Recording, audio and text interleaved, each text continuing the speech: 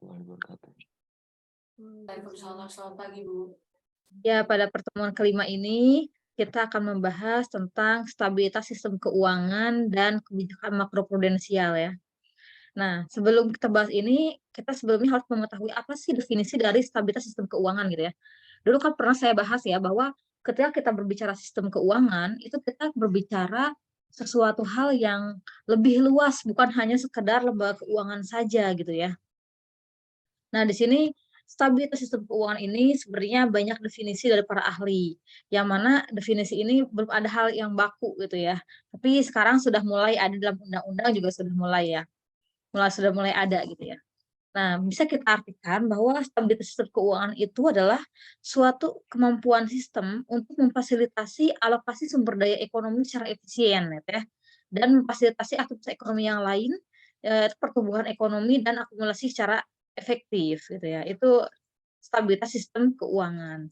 Nah, secara khususnya stabilitas sistem keuangan ini pertama, eee, bank sentral ini melakukan fungsi intermediasi. Jadi memastikan bagaimana fungsi intermediasi ini dapat berjalan dengan baik gitu ya. Kemudian yang kedua adalah manajemen risiko gitu ya. Karena kan tentu ada risiko-risiko yang akan datang gitu ya, baik, secara mikro ataupun secara makro gitu ya. Nah, risiko ini apalagi misalkan dengan saat ini banyaknya keterkaitan antara lembaga keuangan gitu ya, maka banyaknya keterkaitan antara lembaga keuangan ini akan memunculkan risiko sistemik gitu ya. Yang mana risiko sistemik ini misalnya suatu bank mengalami gangguan keuangan gitu ya, maka tentu akan berpengaruh juga pada bank yang lain gitu ya. Ataupun bahkan misalkan, dari luar negeri gitu ya, dari luar negeri ada misalkan, bank yang bangkrut ataupun, terjadi krisis di suatu negara, yang mana negara tersebut adalah mitra Indonesia gitu ya, mitra mitra dagang ataupun mitra kerjasama yang lainnya.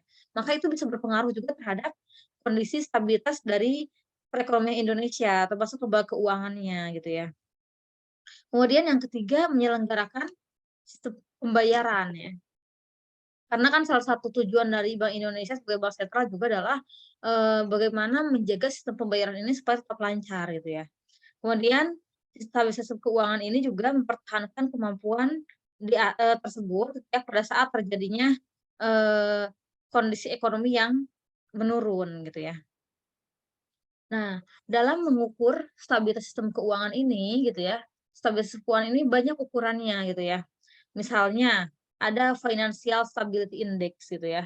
Jadi bagaimana ada suatu indeks yang mengukur kestabilan keuangan gitu ya. Ada FSI, Financial Stability Index.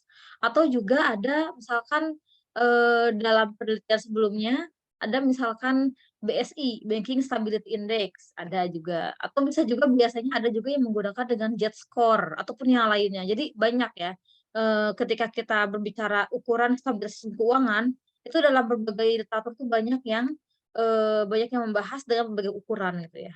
Termasuk, ini ya yang pernah saya ceritakan bahwa skripsi saya S1 dan S2 saya tentang, stabilitas sistem keuangan gitu ya, karena saya emang tertarik dalam hal ini gitu ya.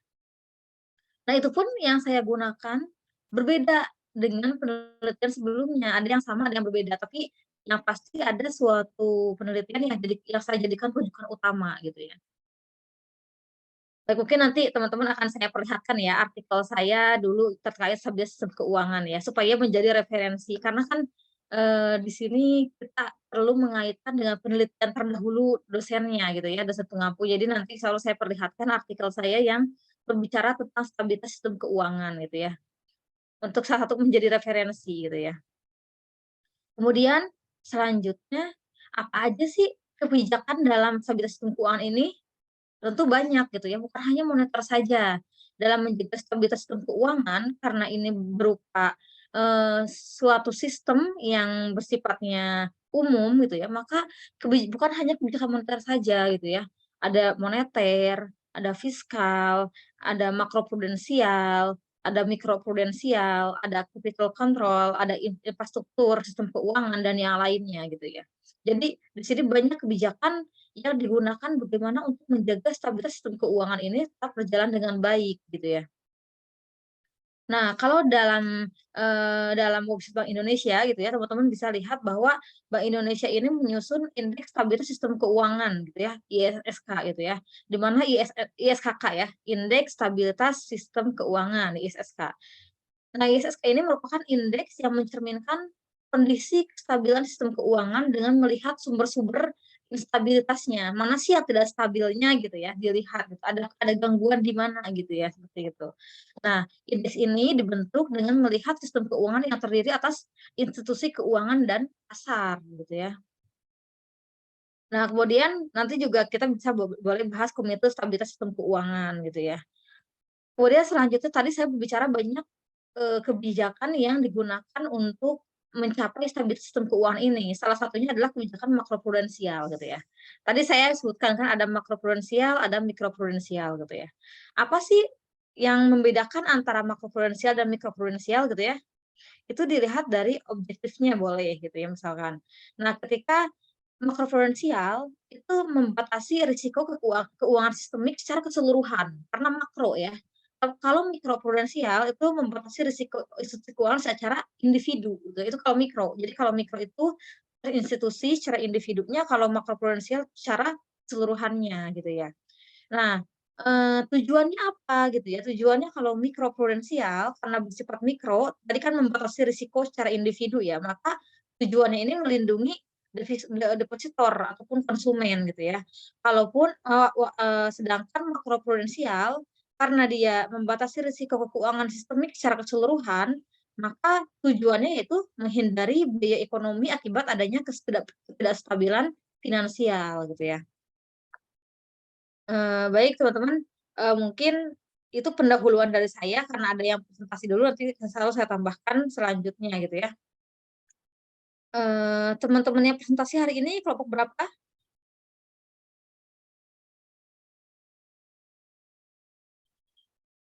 Halo? Kelompok 4, Bu. Kelompok 4. Baik, kelompok 4 apakah sudah siap semua? Sudah hadir semua belum? Coba dicek dulu teman-temannya yang kelompok 4. Ada siapa aja coba disebutkan. Masih ada satu orang yang belum join, Bu. Siapa yang belum? Duta, Bu. Hah? Duta. Dita. Duta, Bu. Kenapa belum hadir? Sedang perjalanan atau gimana? Maaf Bu, saya izin jawab Bu. Ya. Biasanya Duta tuh, jam segini tuh belum bangun Bu. Ini saya telepon-telepon sama saya WA terus nih Bu. Siapa? Duta namanya? Duta Bu namanya. Oke.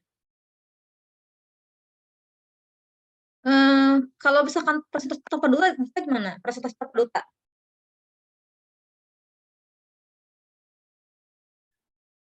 Baik, ini aja ya, kita waktu itu juga pernah ada yang telat juga ya, yang pernah telat itu karena WiFi-nya bermasalah ya. Kelas ini juga bukan? Iya Bu. Betul. Nah, baik, kalau ada yang telat seperti ini kita tunggu, sampai 8.30 ya, 8.30, nanti kalau misalkan 8.30 belum hadir juga, berarti, nanti silakan presentasi tanpa orang tersebut gitu ya, tanpa anggota tersebut. Mohon PJ dituliskan ya, Kak, gitu ya. Siap Bu. Nah, saya bukan kenapa-napa ya, supaya adil dengan yang lain gitu ya. Supaya adil dengan yang lain kan, masa yang lain harus, siap dari pagi gitu-gitu ya. Terus kemudian yang teman yang lainnya misalkan, tidak bersifat disiplin atau yang lainnya. Baik. Saya lanjutkan ya.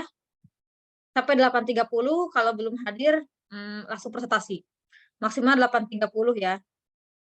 Nah, kemudian, ada indikator dari kebijakan moneter sendiri gitu ya. Kalau indikatornya kan stabilitas harga dan stabilitas finansial gitu ya, itu yang jadi indikator gitu ya. Nah, ketika kita berbicara stabilitas harga gitu ya, itu kita berbicara 2 hal ya. Pertama, stabilitas harga ini bisa dilihat dari tingkat harga terhadap barang dan jasa. Berarti ketika kita melihat tingkat harga barang dan jasa, itu berarti kita melihat inflasi, gitu kan. Nah, berarti stabilitas harga ini pertama kita lihat indikatornya adalah inflasi. Yang kedua, ketika kita menyebutkan stabilitas harga, berarti kita menyebutkan bagaimana harga rupiah terhadap mata uang negara lain, yaitu berarti kurs mata uang gitu ya, kurs rupiah gitu ya. Jadi ketika stabilitas harga ada 2 indikatornya, pertama inflasi dan yang kedua, kurs nilai rupiah gitu ya. Kemudian yang kedua adalah stabilitas finansial. Kalau stabilitas finansial itu berarti kita melihat stabilitas, dari sistem keuangan itu sendiri. Keuangan itu sendiri misalkan stabilitas dari lembaga keuangan gitu ya, kemudian, stabilitas pasar modal, kemudian IHSG dan yang lainnya gitu ya. Nah, adapun lembaganya, nah untuk makroprudensial tadi saya belum jelaskan ya, maka lembaganya itu adalah bank sentral, otoritas fiskal, dan otoritas moneter gitu ya, yang menjadi otoritas fiskal dan moneter. Ini ketika berbicara makroprudensial. Tapi kalau misalkan mikroprudensial itu ya setiap institusi keuangannya, karena itu kan bersifat individu ya, bersifat per lembaga keuangan gitu ya. Kalau kebijakan moneter tentu bank sentral ya, yaitu Bank Indonesia gitu ya. Oke, kemudian selanjutnya,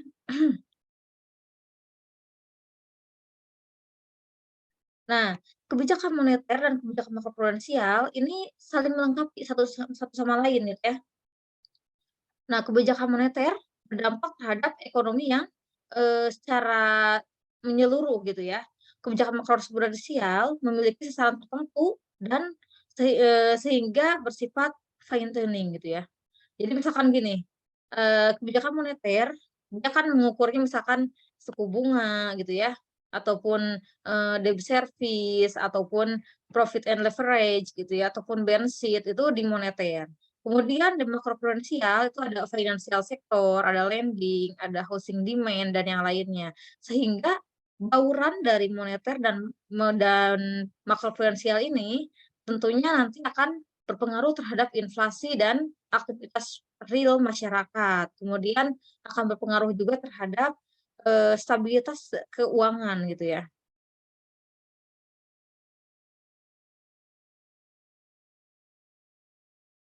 Nah, tadi saya menyebutkan risiko sistemik ya. Sebenarnya ketika kita berbicara risiko gitu ya, ketika kita berbicara risiko dalam sistem keuangan itu ada 2 hal gitu ya. Pertama ada risiko sistemik, yang kedua ada risiko siklikal. Kalau risiko sistemik itu terjadi, keseimbangan keuangan antara waktu dan prosiklikalitas dari sistem keuangan gitu ya. Tapi kalau misalkan risiko siklikal itu risiko yang dihadapi sektor keuangan dan terdistribusi di sebuah periode atau siklus ya, namanya siklikal ya. Berarti kan kita berbicara terkait siklusnya gitu, terkait siklus bisnis tertentu. Atau kadang kan kita tahu ya, bisnis cycle ya. Nah, tadi, kita bicarakan tentang kebijakan makroprudensial. Nanti kita akan lihat tujuan-tujuannya apa sih gitu ya tujuan dari kebijakan makroprudensial tersebut gitu ya.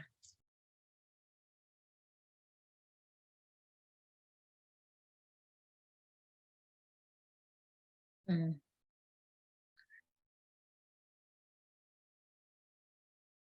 Nah, bagaimana sih strategi dalam kebijakan makroprudensial ini prosesnya gitu ya.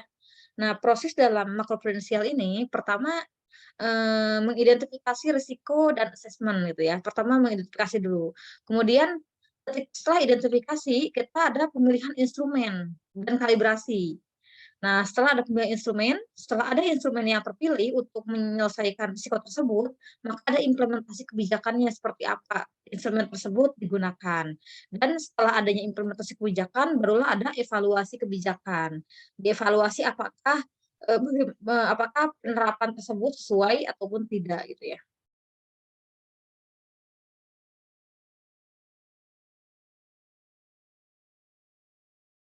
Nah, eee, apa sih yang menjadi ukuran dari pemilihan instrumen tadi gitu ya.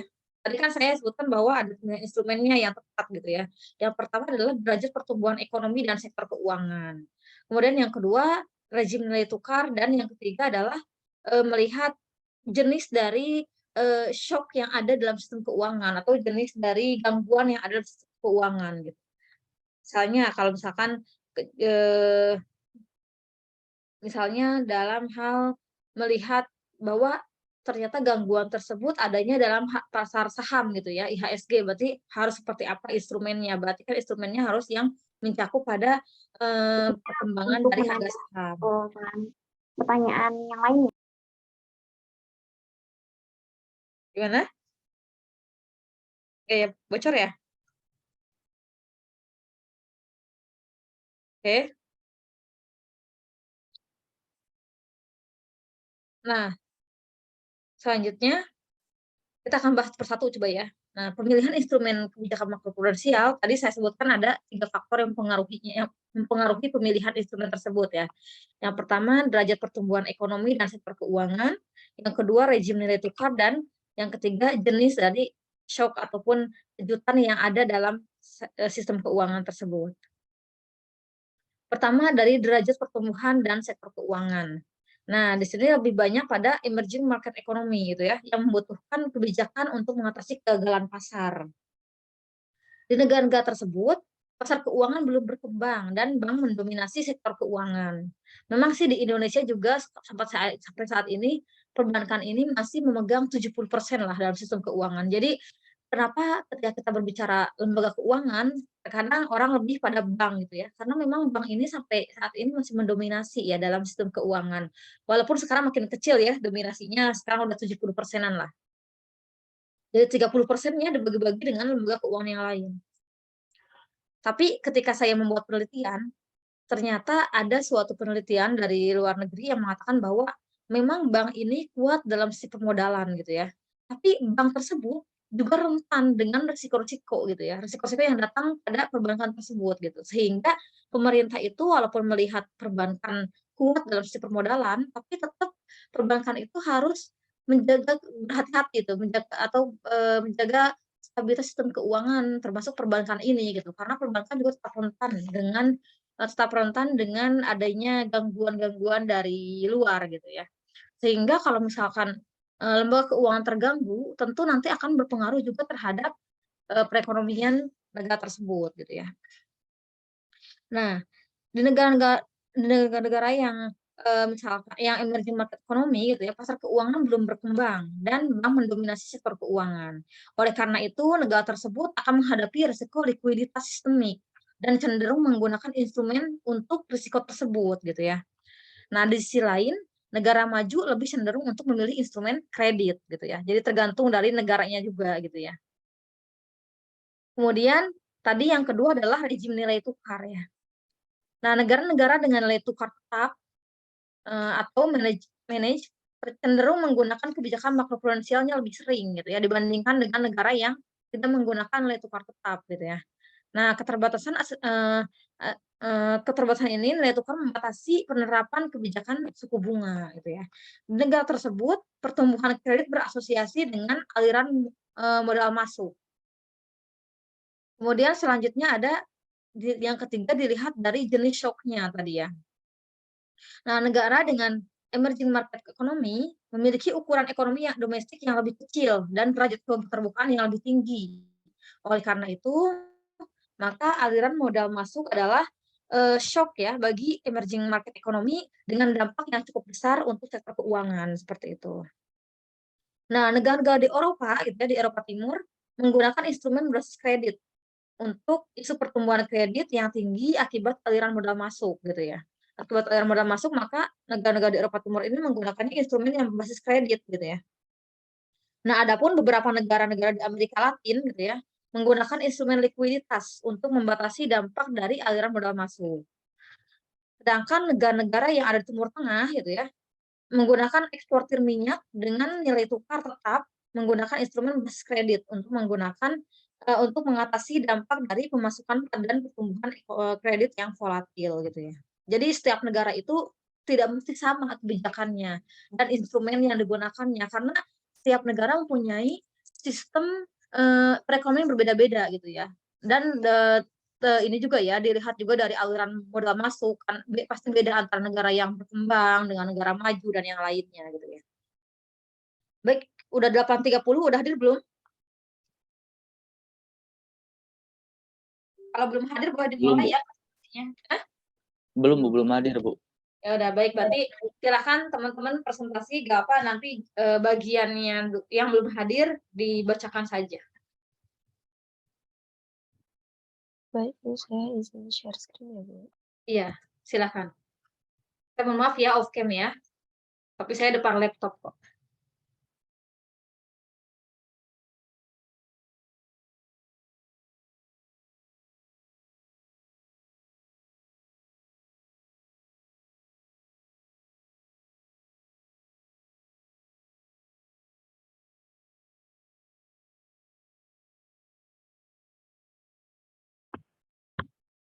Assalamualaikum warahmatullahi wabarakatuh. Selamat pagi teman-teman. Baik, pada kesempatan kali ini kita dari kelompok 4 akan membahas tentang stabilitas sistem keuangan dan kebijakan makroprudensial.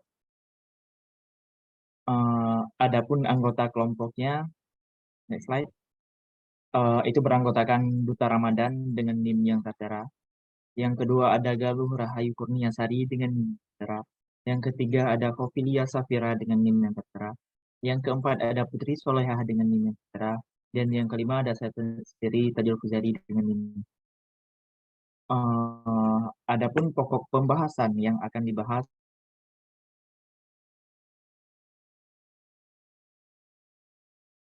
yang pertama, definisi stabilitas sistem keuangan. 2. Pentingnya stabilitas sistem keuangan. 3. Peran Bank Indonesia dalam mewujudkan stabilitas sistem keuangan.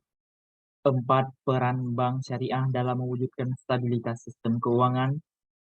Yang kelima, definisi kebijakan makroprudensial.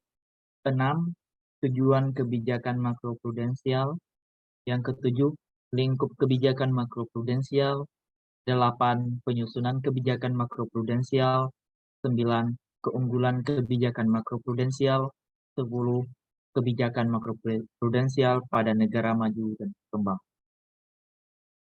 Adapun materi yang pertama akan dipresentasikan oleh Mbak Galuh Rahayu. Pada Mbak Galuh Rahayu dipersilakan.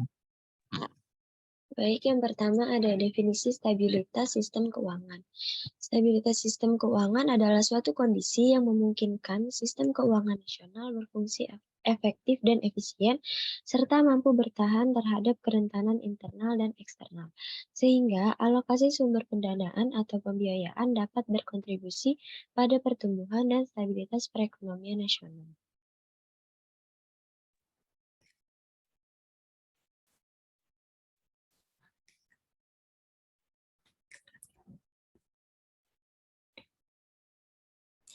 Selanjutnya ada pentingnya sistem stabilitas keuangan.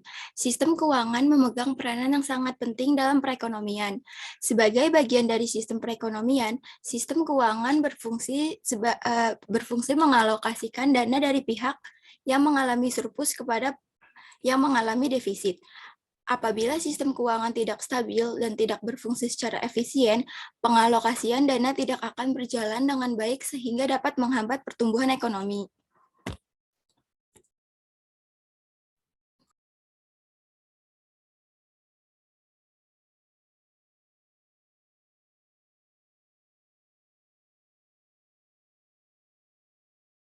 Terima kasih. Selanjutnya akan dilanjutkan oleh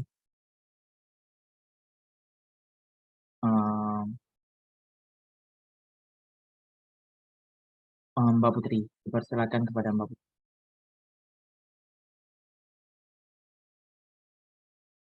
Selanjutnya, peran Bank Indonesia dalam mewujudkan stabilitas sistem keuangan. Bank Indonesia memiliki tugas untuk menjaga stabilitas moneter, antara lain melalui instrumen suku bunga dan operasi pasar terbuka.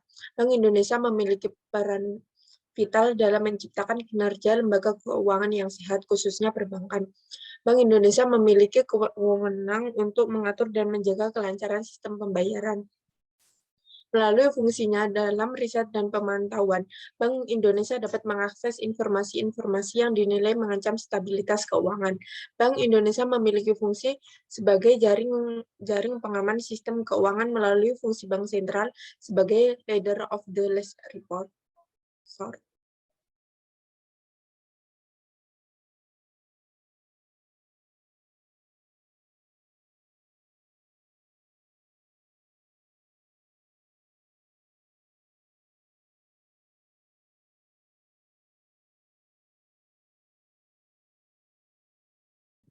Terima Baik, kasih. selanjutnya ada peran bank syariah dalam mewujudkan stabilitas sistem keuangan. Kehadiran bank syariah sebagai alternatif memberikan warna baru pada sistem keuangan nasional dan internasional. Bank syariah dapat ikut serta menjaga kestabilan sistem keuangan domestik. Jika peran intermediasi perbankan berdasarkan prinsip syariah dijalankan secara optimal, namun perbankan syariah juga dapat mengancam stabilitas sistem keuangan nasional jika dalam aktivitasnya masih meniru bank-bank konvensional.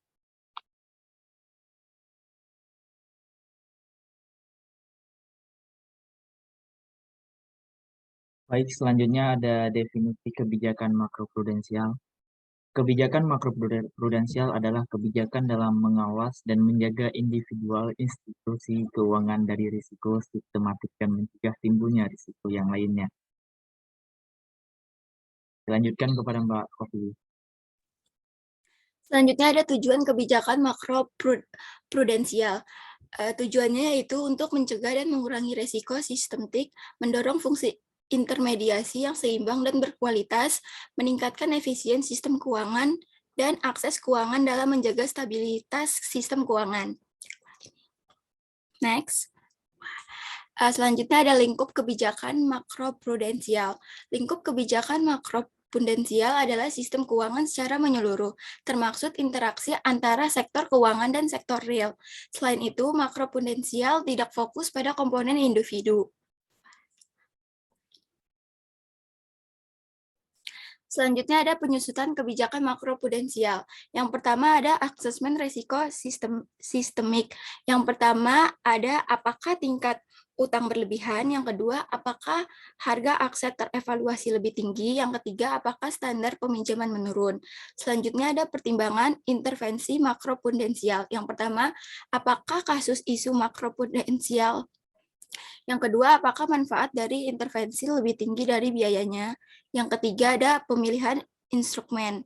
Yang pertama, ada apakah tujuan dan target intervensi. Yang kedua, ada instrumen makroprudensial, apa yang bisa mencapai tujuannya. Yang ketiga, apakah bauran kebijakan yang optimal. Selanjutnya ada implementasi. Yang pertama, bagaimana strategi penerapan instrumen. Yang kedua, bagaimana exit strategi. Yang terakhir ada intervensi makroprudensial. Next. Selanjutnya ada keunggulan kebijakan makroprudensial. Yang pertama ialah lebih fleksibel dibanding instrumen fiskal dan memiliki kelambanan implementasi yang lebih pendek. Yang kedua, lebih bisa disesuaikan untuk risiko ataupun sektor spesifik tanpa menyebabkan penurunan aktivitas ekonomi. Yang ketiga, biaya penerapan cukup rendah. Dan yang terakhir ialah instrumen makroprudensial tertentu, caps and foreign currency lending, bermanfaat pada saat pengetatan kebijakan moneter tidak bisa diterapkan, ataupun inflasi di bawah target. Next. Selanjutnya ada kebijakan makroprudensial pada negara-negara maju dan berkembang. Yaitu yang pertama, kebijakan makroprudensial muncul karena adanya eksternalitas dan kegagalan pasar pada aktivitas finansial intermediaries dan pasar yang menyebabkan procyclicality berlebihan dan bertambahnya risiko sistematik. Meskipun kebijakan makroprudensial dan moneter sudah diterapkan, risiko keuangan masih tetap ada sehingga dibutuhkan kebijakan makroprudensial. Yang ketiga, instrumen makroprudensial dapat diklarifikasikan menjadi dua, borrow orient tools ataupun demand side of financing. Yang kedua lender orient tools, supply side of financing. Terima kasih. Selanjutnya akan dilanjutkan dengan sesi tanya jawab. Pada teman-teman yang ingin bertanya, dipersilakan.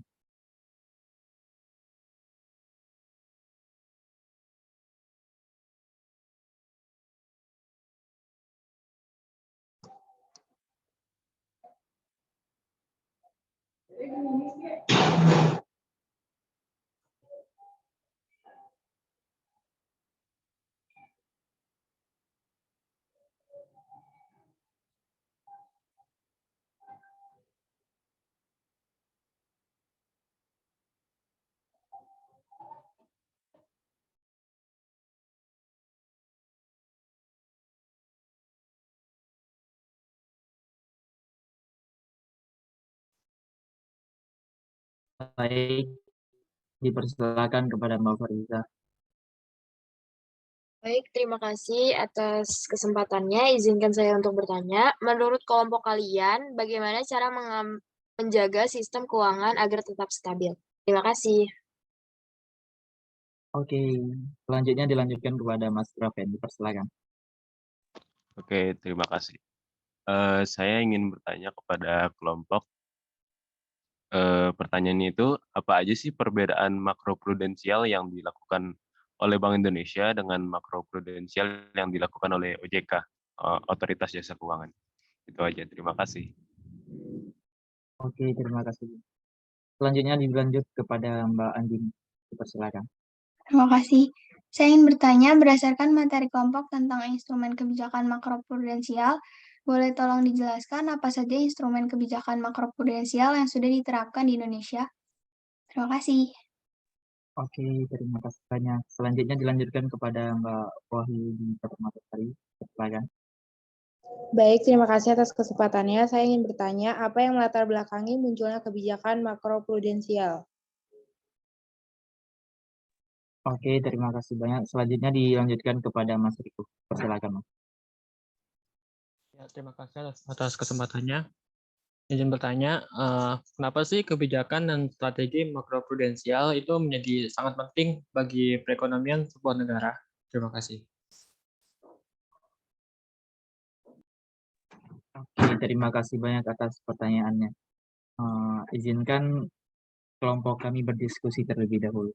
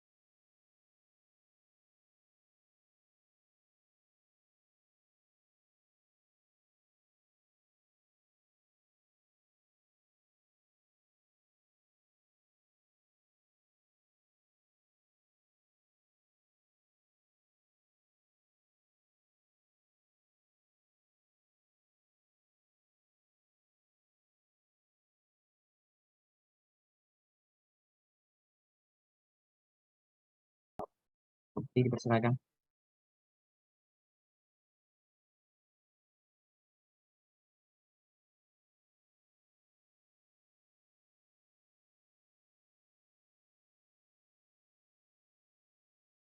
Baik, saya akan menjawab pertanyaan dari Farisa yang bertanya, bagaimana menjaga sistem keuangan agar tetap stabil?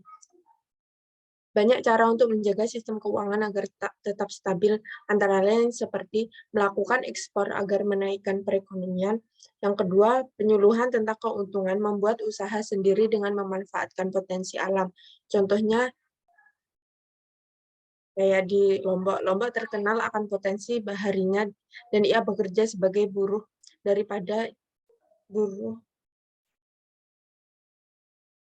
ia kerja mungkin suatu saat ia akan kena PHK, lebih baik ia membuka usaha seperti membuat kerajinan khas dan dari daerahnya. Dari situ pula ia merekrut karyawan dan menjalankan roda perekonomian di daerahnya.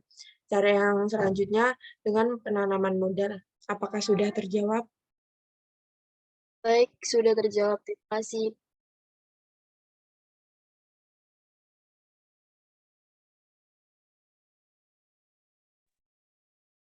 Saya akan menjawab pertanyaan dari Mas Teguh dengan pertanyaan, mengapa kebijakan dan strategi makroprudensial menjadi sangat penting bagi perekonomian sebuah negara?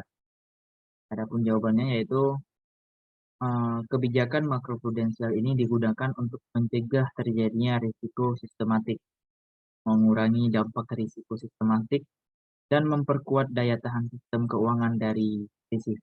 Gimana Mas Riko? Oke, terima kasih atas jawabannya. Selanjutnya, jawaban selanjutnya akan dilanjutkan oleh Mbak Galuh.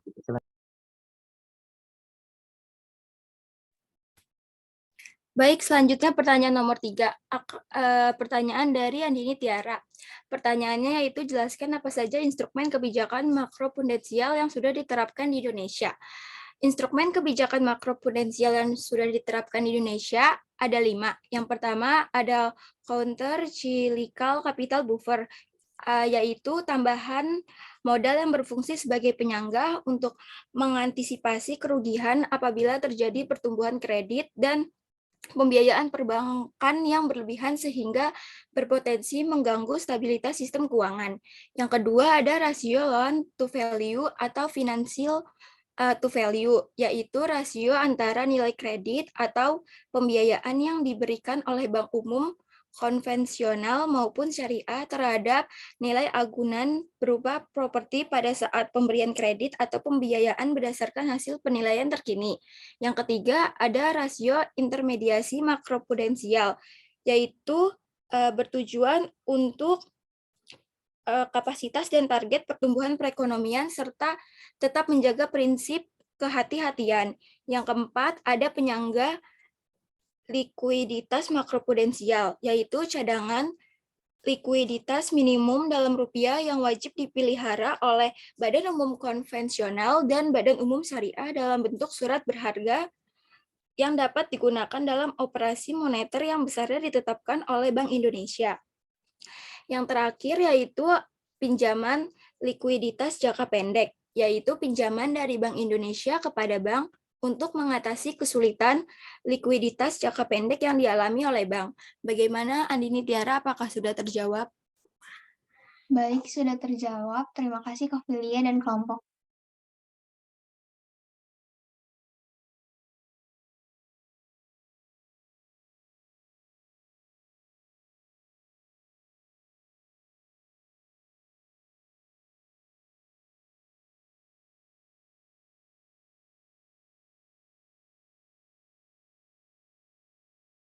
Selanjutnya saya akan menjawab pertanyaan dari Gravel.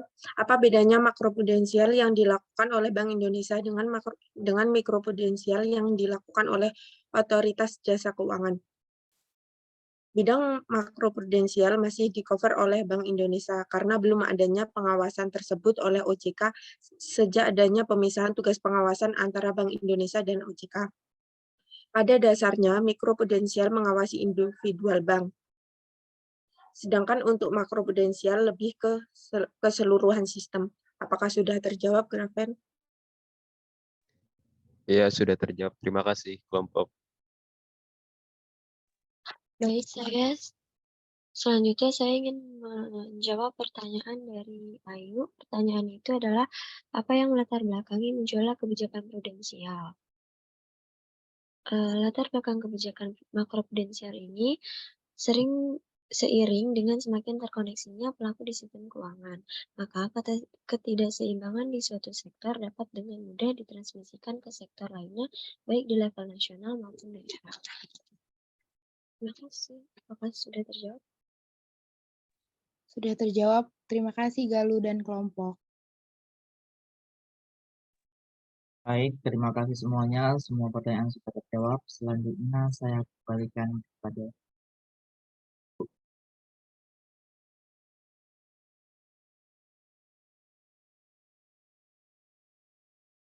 sebelumnya langsung saya tutup aja ya. Kami dari kelompok 4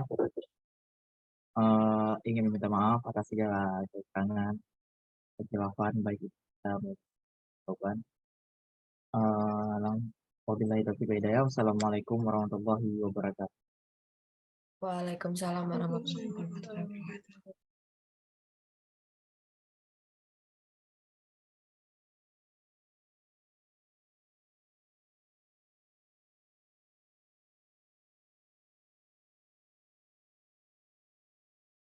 Ada ibu saya menelpon, jadi saya angkat dulu ya.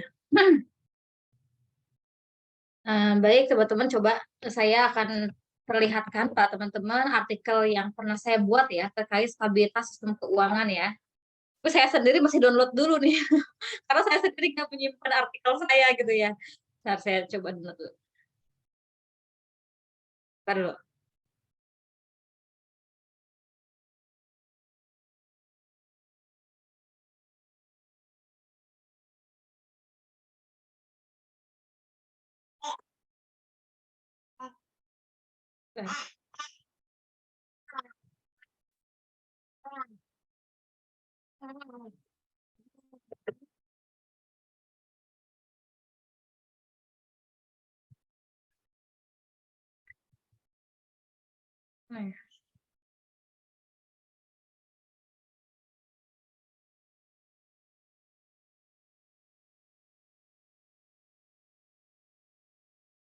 Nah, baik. Nah, teman-teman, di sini saya pernah menulis terkait pengukuran stabilitas dari dua bagi sistem di Indonesia ya, dengan menggunakan pendekatan Markov switching. Markov switching ini metode yang melihat bagaimana sih switch itu kan pergantian ya. Jadi bagaimana sih pergantian stabilitas perbankan ketika ada gejolak dalam ekonomi gitu ya, ketika ada menaik dan turunnya sistem keuangan gitu ya, karena ada misalkan ada krisis di Amerika ataupun ada krisis di dalam negeri gitu ya misalkan, yang berpengaruh terhadap penurunan dari perekonomian Indonesia itu sendiri gitu ya. Di sini saya menulis bertiga ya, ini saya sendiri dan ini pembimbing tesis saya, tesis S2 saya. Pertama ini Pak Askarya ini peneliti Bank Indonesia ya, peneliti Bank Indonesia. Kemudian ini Pak Nurul Huda, beliau adalah Wakil Rektor 4 dari YARSI. Kebetulan Prof. Nurul Huda ini pembimbing saya waktu tesis gitu ya. Nah, di sini saya menjelaskan kalau teman-teman mau baca artikel, boleh teman-teman baca abstrak terlebih dahulu ya, karena di abstrak itu teman-teman bisa melihat isi secara ringkasnya dari artikel tersebut gitu ya. Teman-teman kalau misalkan mencari referensi dari artikel, nggak usah baca semuanya dulu. Teman-teman silakan baca abstrak dulu. Ketika baca abstrak itu sesuai dengan penelitian yang sedang kita lakukan, baru itu bisa kita ambil gitu ya. Nah, di sini saya membuat abstrak ya, berbagai guncangan makro dan mikroekonomi yang terjadi selama ini menunjukkan adanya potensi instabilitas keuangan. Maksudnya instabilitas itu kan ketidakstabilan dalam keuangan ya. Nah, studi ini mencoba menganalisis pengaruh variabel makro dan mikroekonomi terhadap stabilitas sistem perbankan ganda di Indonesia ya, serta membandingkan tingkat stabilitas kedua sistem perbankan tersebut gitu ya. Jadi di sini saya ingin melihat bagaimana sih pengaruh variabel makro dan mikroekonomi dalam mempengaruhi stabilitas perbankan ganda ya. maksudnya perbankan ganda karena kan di Indonesia ya sejak tahun 1998 ya dengan lahir Undang-Undang Nomor 10 itu kan di Indonesia sudah menggunakan dual banking system ya. Dual banking system itu sistem perbankan konvensional dan syariah gitu ya. Dan di sini saya ingin melihat kedua perbankan tersebut saya coba pengaruhi oleh variabel makro dan mikroekonomi. Nah, ketika pasti teman-teman sudah belajar ya makroekonomi, pengantar makroekonomi, pengantar mikroekonomi. Udah belajar belum pengantar makro?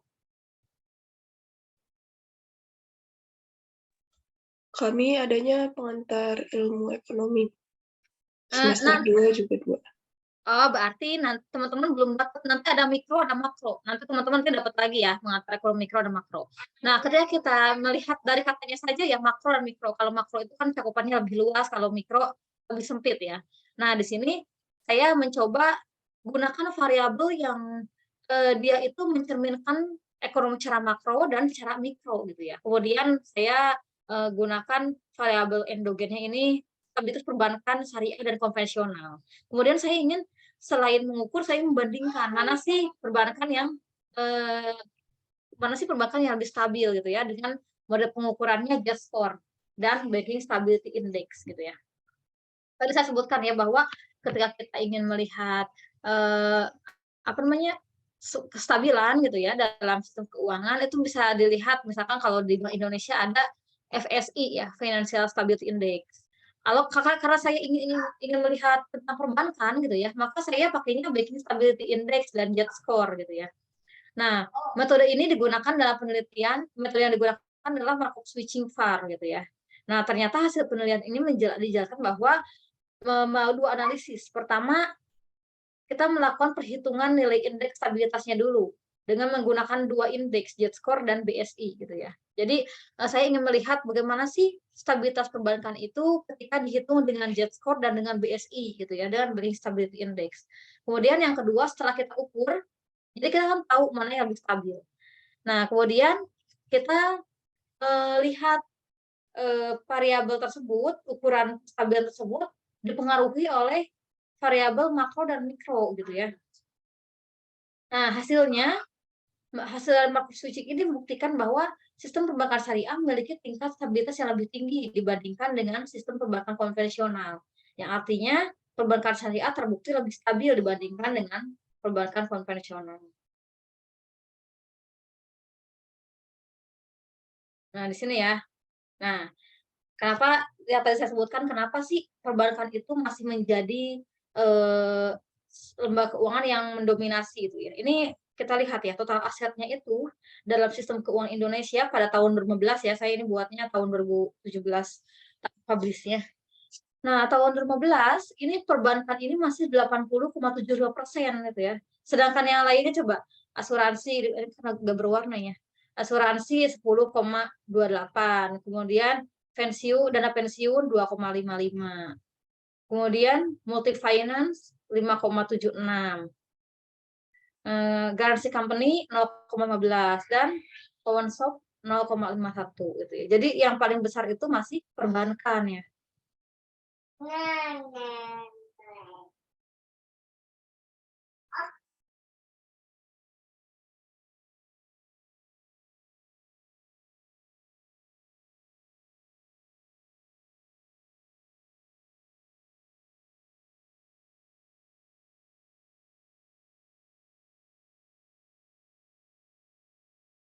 Bentar dulu, ini kok gangguan.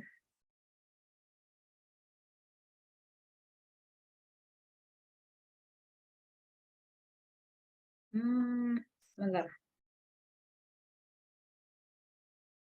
Nah, ini variabel yang saya gunakan. Variabel makro itu mencakup pertama IP, Industrial Product Index. IP ini kan ketika kita melihat pertumbuhan ekonomi ya, pasti kita menggunakan GDP ya, Gross Domestic Product. Nah, karena saya ingin mendapatkan data bulanan, maka saya gunakan IP, bisa juga ya, Industrial Product Index gitu ya. Karena kan sebetulnya pertumbuhan ekonomi nasional juga gitu ya, walaupun tidak menggunakan GDP, tapi kan kita bisa melihat dari tingkat produksi yang dilakukan gitu ya. Kemudian yang kedua makro itu saya nilai dari inflasi. Pasti ya kalau inflasi itu bersifat makro, tidak ada inflasi mikro gitu, hanya satu industri aja enggak gitu. Kalau inflasi itu kan suatu kenaikan harga terus-menerus menyeluruh gitu ya. Maka ini saya gunakan inflasi. Kemudian yang ketiga saya gunakan variabel makro exchange rate gitu ya. Nilai tukar. Nilai tukar juga sama merupakan makroekonomi ya. Kemudian selanjutnya ini ada banking rate kalau nggak salah deh, BI rate kalau nggak salah, suku bunga ini. Nah, kemudian untuk mikronya saya gunakan deposito. Nah, deposito karena kenapa deposito mikro? Karena deposito itu kan ya perbankan ya, deposito perbankan. Kemudian CAR, Capital Adequacy Ratio. Jadi rasio permodalan itu kan mikro ya, jadi kan institusi tersebut aja gitu kan. Kemudian LDR atau FDR gitu ya. Long distance ya. LDR ini loan to deposit ratio. Gitu ya. Kemudian ada PUAB. Kalau dalam bank konvensional ini kan jet spot konvensional ya, ini jet spot syariah gitu ya. Nah kalau dalam bank konvensional namanya PUAB, pasar uang antar bank. Kalau dalam syariah PUAS ya, maksudnya pasar uang yang bersistem syariah gitu ya. Nah kemudian kalau misalkan di konvensional tuh LDR, loan to deposit ratio. Kalau misalkan di syariah itu FDR, financing to deposit ratio gitu ya. Jadi ada beberapa istilah yang sedikit beda itu, tapi maksudnya sama gitu ya. Hanya penamaan aja yang beda.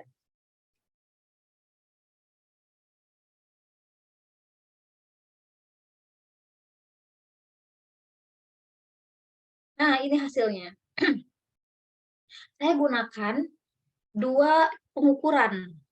Karena apa? Saya gunakan dua pengukuran karena ada perbedaan sebelumnya. Jadi teman saya menggunakan BSI, saya menggunakan jet score.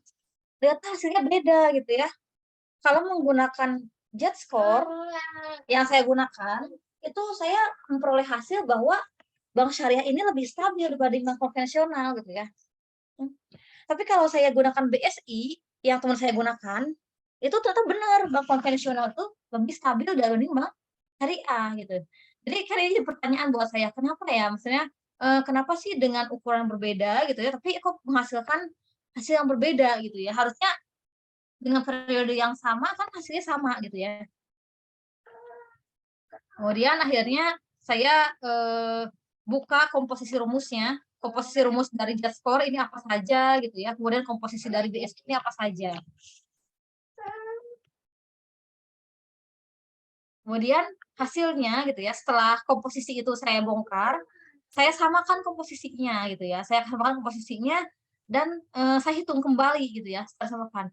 Ternyata setelah disamakan, ternyata komposisinya jet score dengan BSI, ternyata BSI syariah ini lebih tinggi dibanding dengan BSI konvensional. Ini.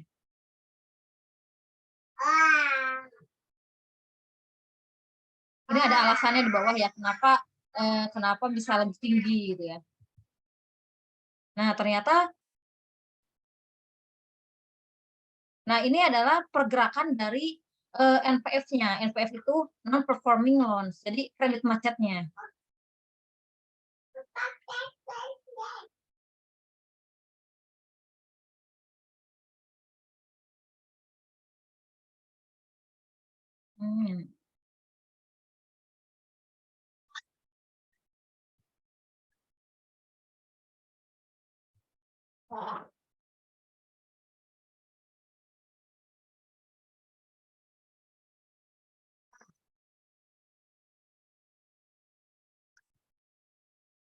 Oh, sebenarnya saya nggak menggambarkan ya.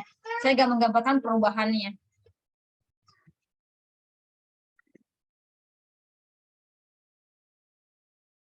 Bu, izin bertanya, Bu. Ya. Saya Reza Kurdiaman nih, izin bertanya. Ya. Saya mau konfirmasi apakah benar kalau bank syariah di Indonesia itu sama Malaysia tuh perbedaannya kalau Malaysia tuh dari atas ke bawah, dari tekanan pemerintah, kalau Indonesia tuh enggak kayak gitu, Bu, dari bawah gitu, Bu. Jadi tuh efektivitasnya di Malaysia tuh lebih tinggi walaupun kita tuh lebih mayoritas muslim gitu ya, Bu. Atau apakah itu benar, Bu? Saya baca artikel gitu sih. Oh, baca artikel. Iya. Iya, betul, Aliza. Jadi baik ya, saya jelaskan ya, Aliza. Jadi teman-teman terkadang ya ada orang yang berbicara, kenapa sih kok bank syariah di Indonesia tuh kayak lambat gitu. Bahkan sampai sekarang udah 20 tahun lebih kan bank syariah di Indonesia tuh pasarnya masih 6 atau 7% gitu. Itu kan sangat kecil ya. Bayangkan aja kalau 20 tahun itu di usia kita itu udah remaja gitu ya. Tapi kenapa masih 6% kok lambat banget gitu ya. Sedangkan di Malaysia tuh cepat gitu ya, bahkan syariah itu pasarnya gitu ya. Kenapa bisa terjadi seperti itu gitu. Padahal dengan dilihat dari kondisi yang ada, mayoritas muslim di Indonesia sangat banyak gitu ya. Harusnya secara normatifnya itu bank syariah di Indonesia harus lebih cepat gitu. Nah, ternyata kalau memang salah satunya itu kalau kita lihat dari sejarahnya, sejarah berdirinya gitu ya. Kalau Malaysia, kenapa dia bisa cepat? Karena dia top down, sistemnya top down itu maksudnya dari inisiasi berdirinya itu dari pemerintah gitu ya. Kemudian dari pemerintah ada inisiasi, kemudian pemerintah buat badan hukumnya gitu ya. Kemudian setelah ada payung hukum yang memayungi bank syariah, langsung disalurkan pada masyarakat sehingga masyarakat bisa lebih cepat gitu ya. Karena dukungan dari pemerintah gitu ya. Sedangkan kalau Indonesia itu sistemnya bottom up dari bawah ke atas. Maksudnya apa? Maksudnya kalau bank syariah di Indonesia itu awal berdirinya itu adalah inisiasi dari masyarakat, barulah diusulkan ke pemerintah gitu ya. Awal itu dari ICMI ya, Ikatan Cendekiawan Muslim Indonesia ya. Ada ICMI melakukan pertemuan gitu ya. Kemudian dibahas kenapa sih di Indonesia ada bank syariah gitu yang buat menangani keuangan masyarakat muslim misalnya gitu ya. Misalnya terutamanya misalkan untuk haji, untuk umroh gitu ya, misalkan yang bersifat ibadah. Masa gitu ya, misalkan ketika kita ingin beribadah kan ingin semuanya itu bersih gitu ya, ingin termasuk dalam penyimpanan uangnya pun gitu ya. Kenapa kita gak buat aja bank yang bersistem syariah gitu kan, supaya kita mau berangkat haji ataupun umroh yang mau beribadah pun, ataupun mau studi ke luar negeri yang lainnya, itu uangnya tersimpan di bank yang bersifat syariah gitu. Akhirnya muncullah keinginan gitu ya untuk membuat bank syariah. Tapi ya karena sistemnya bottom up dari bawah ke atas, untuk mendapatkan payung hukum pun perlu proses yang agak lama gitu ya. Beda dengan inisiasi dari pemerintah gitu kan. Kalau pemerintah sendiri yang berinisiasi kan cepat ya, karena pemerintah sendiri yang menjadi regulatornya gitu kan. Nah, tapi kalau Indonesia itu usulan gitu ya, usulan pemerintah segala macam. Akhirnya lah baru pada tahun 98 itu ada gitu ya undang-undangnya gitu ya. Padahal sebenarnya sebelum undang-undang yang menyatakan bahwa Indonesia ada dual banking system, itu sebenarnya bank syariah itu udah berjalan di Indonesia gitu ya. Tapi belum memiliki payung hukum gitu, payung hukum yang resmi dari pemerintah karena butuhnya proses gitu ya.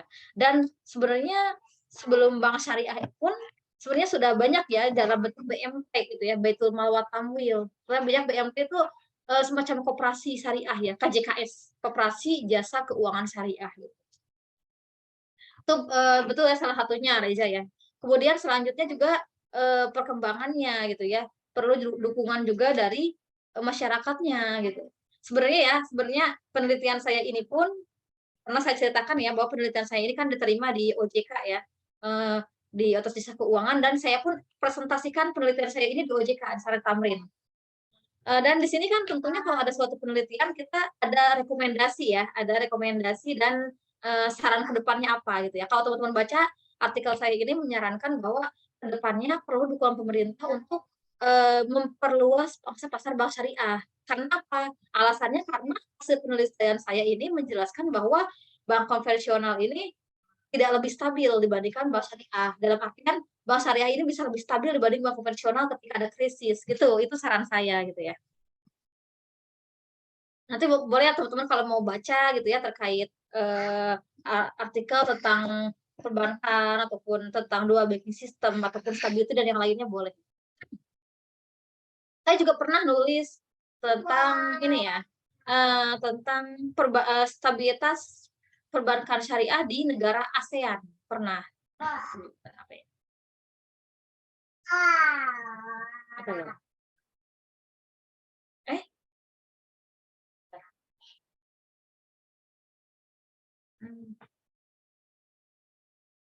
Apa ya?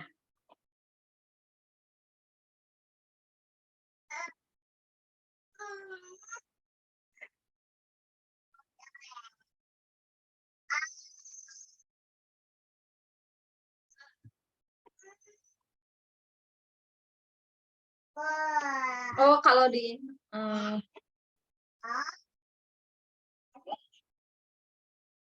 apa ya? Di jurnal apa ya, saya lupa. Bentar dulu.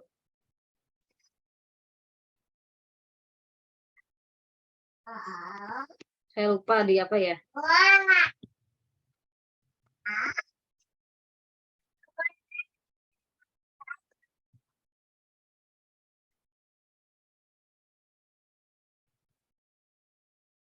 Oh, nggak bisa nih, harus ini.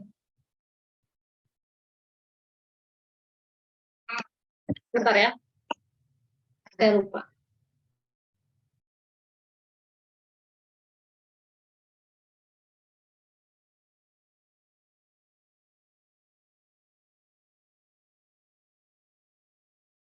Apa ya?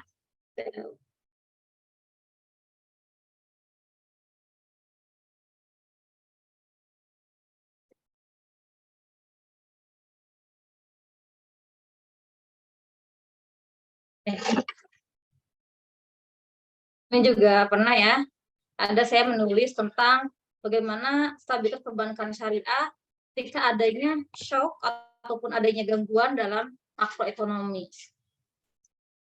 Di sini teman-teman, saya mohon maaf ya, bukan berarti saya ini memperlihatkan artikel-artikel saya gitu ya, tapi ini memang tugas dari Kemendikbud. Jadi dari Kemendikbud itu ada tugas bahwa setiap dosen pengampu mata kuliah ini harus menjadikan publikasinya ataupun artikel-artikelnya menjadi satu referensi gitu ya. Jadi saya perlihatkan, bukan saya mau show up atau apa gitu ya. Nah, di sini saya juga pernah menulis terkait bagaimana stabilitas perbankan syariah gitu ya, ketika adanya shock dalam makroekonomi gitu ya.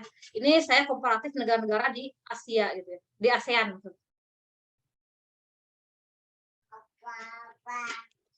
Ini terbit di jurnal Korea ya, jadi walaupun nggak pernah ke Korea, adalah artikelnya ya. Ada artikelnya di Korea.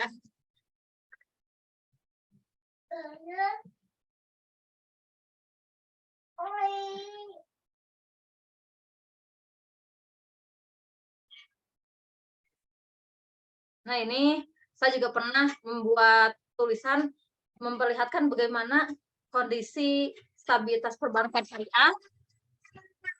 Di sini diketahui bahwa Indonesia ini tingkat stabilitasnya adalah 15,61, sedangkan Malaysia ini 15,56 dan Brunei ini 19,10 gitu ya. Ini saya menggunakan 3 negara kalau nggak salah. Saya gunakan 3 negara ini kenapa? Antara Indonesia, Malaysia, dan Brunei, karena saya lihat yang masuk 10 besar kalau nggak salah ya, yang masuk atau 5 terbaik, saya lupa ini. Yang masuk terbaik di antara ASEAN 3 negara ini, Indonesia, Malaysia, Brunei gitu ya. Makanya saya gunakan 3 negara ini gitu ya. 3 negara yang menjadi acuan lah ya, yang menjadi ranking terbaik gitu. Nah, di sini memang Brunei ini kan, kalau Brunei memang tinggi ya, karena kan memang Brunei ini menggunakan sistem Islam ya, negaranya menggunakan sistem yang syariah gitu ya, hukum Islam. Kebanyakan juga masyarakatnya juga lebih ini ya, maksudnya lebih pada keislamannya gitu ya. Kemudian setelah ini Indonesia kedua lebih stabil, dan yang ketiga Malaysia. Gitu. Ini saya juga sama menggunakan variabel makronya ada GDP gitu ya. Di sini diketahui bahwa GDP ini memiliki dampak positif terhadap stabilitas dari Islamic banking sebesar 54,29%. Besar ya. GDP ini pengaruhnya paling besar ya terhadap stabilitas sistem keuangan. Kemudian ada inflasi. Di sini inflasi berpengaruh negatif sebesar 12,24%. Kemudian yang ketiga ada exchange rate. Exchange rate ini berpengaruh positif sebesar 42,58% gitu ya. Nah, dari penemuan ini gitu ya, mengindikasikan bahwa di antara 3 negara yang memiliki rata-rata jet score paling tinggi sebesar 2,99 gitu ya. Sehingga ini memperlihatkan bahwa Islamic banking yang ada di ASEAN, di negara-negara ASEAN ini dalam kondisi stabil ya. Is in a stable condition ya. Dan di sini juga memperlihatkan bahwa GDP merupakan faktor yang terbesar gitu ya, yang mempengaruhi ini mempengaruhi stabilitas perbankan. Kemudian selain itu juga ada exchange rate gitu ya, seperti itu. Tapi mungkin teman-teman boleh lah ya nanti kalau udah semesternya agak tinggi, beberapa orang ada yang ikut penelitian gitu ya. Sekarang pun ada angkatan berapa ya? Ada 3 mahasiswa yang sedang bantu penelitian saya gitu. Karena kebetulan 3 mahasiswa tersebut pernah ada salah satunya menjadi penjadi statistik di kelas saya gitu. Jadi saya ajak buat bantu penelitian. Supaya saya sih berharap ada transfer knowledge gitu ya. Jadi ada bisa bareng-bareng meneliti gitu.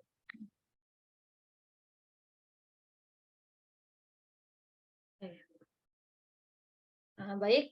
Teman-teman sampai di sini lagi tanyakan terlebih dahulu. Saya stop share dulu ya.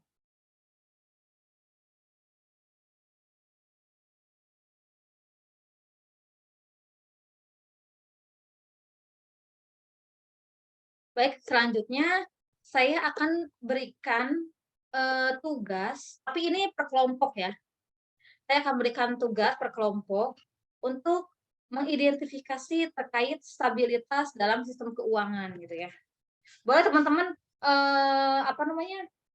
identifikasi aja kira-kira dalam kondisi tersebut apa sih kebijakan makroprudensial yang dijalankan, kebijakan moneter yang dijalankan, ataupun bauran kebijakannya gitu ya.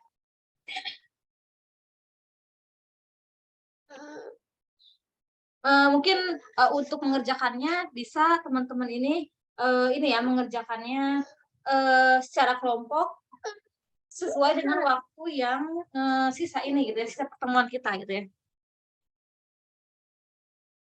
Kemarin kan udah individu udah ya, sekarang kita tugas kelompok per kelompok. Boleh nanti dikumpulkan di GCR.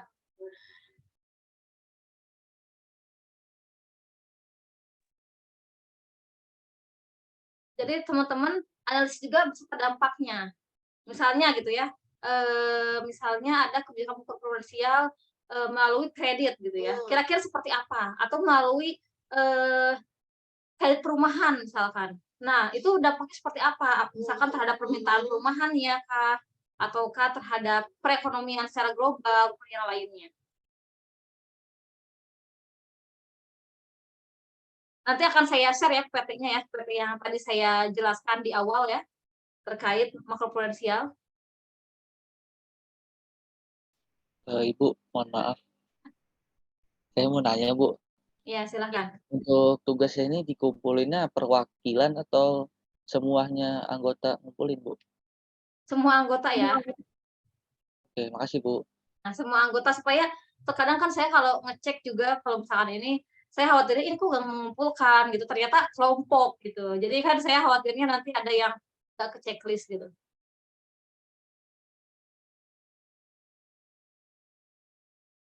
Ada yang ingin tanyakan kembali?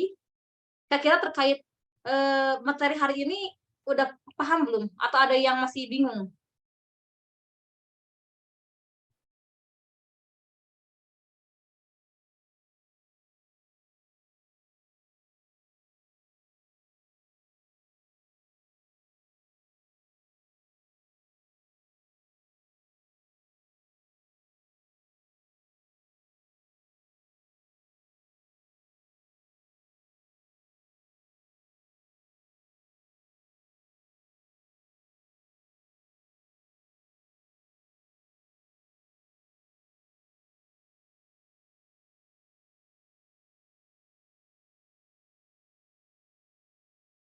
Misalnya ya, saya berikan contoh misalnya.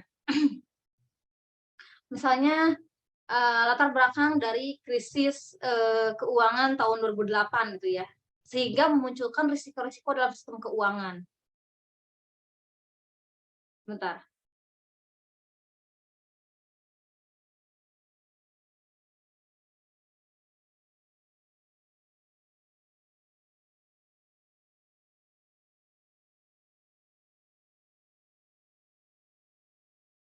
Sebenarnya saya ini ada slide yang bisa ditampilkannya, sebentar ya.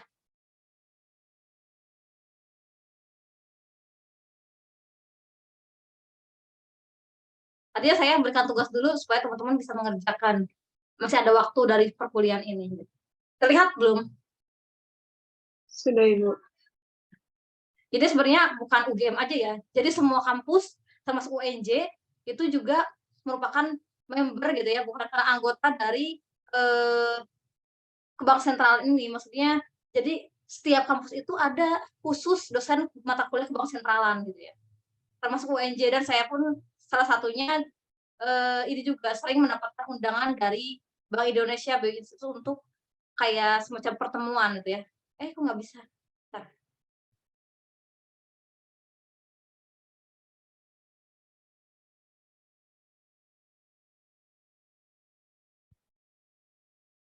Ini semua slide-nya sama ya.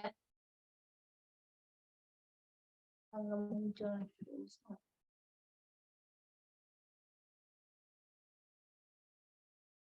Ini sebenarnya video-video nih. Nah, di sini ya, misalnya.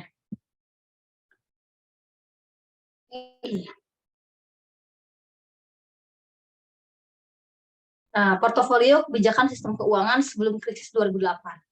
2008 itu krisis subprime mortgage ya, yang bubble ekonomi yang berasal dari Amerika ya. Nah, lembaga keuangan menghubungkan individu-individu yang memiliki surplus dana dengan individu-individu yang memiliki defisit dana. Kemudian sistem keuangan yang andal merupakan katalis pertumbuhan ekonomi. Kebijakan yang mengatur sistem keuangan sangatlah penting. Kemudian selanjutnya kebijakan dalam mengatur sistem keuangan pra-krisis 2008 bertumpu pada kebijakan moneter dan mikroprudensial. Nah, kemudian munculnya diskursus tentang stabilitas sistem keuangan di dunia. Pertama, muncul urgensi mengenai manfaat nilai ekonomi dari stabilitas sistem keuangan di suatu negara. Awalnya muncul dari situ. Pentingnya ada ini ya, pentingnya ada suatu sistem keuangan yang stabil tuh ya, stabilitas sistem keuangan yang stabil di sebuah negara. Nah, diskursus stabilitas sistem keuangan muncul usai krisis keuangan global. Kemudian ada manfaat-manfaatnya gitu ya, manfaat dan nilai ekonomi dari stabilitas keuangan. Yang pertama ada mengurangi asimetri informasi dan dari berbagai agen ekonomi. Kemudian yang kedua, mengurangi ketidakpastian terkait ukuran nilai atau harga aset dan mengurangi risiko volatilitas harga aset gitu ya. Kemudian yang ketiga, mencegah perilaku masyarakat yang tidak rasional, khususnya kreditur debitur gitu ya. Itu berbagai risiko yang dihadapi. Nah, ini contoh ya, contoh Financial Stability Stress Index di negara-negara maju. Ini bisa terlihat ya, bahwa keuangan itu terus bergerak tidak hanya netral gitu ya, tapi tergantung shock yang masuk pada sistem keuangan.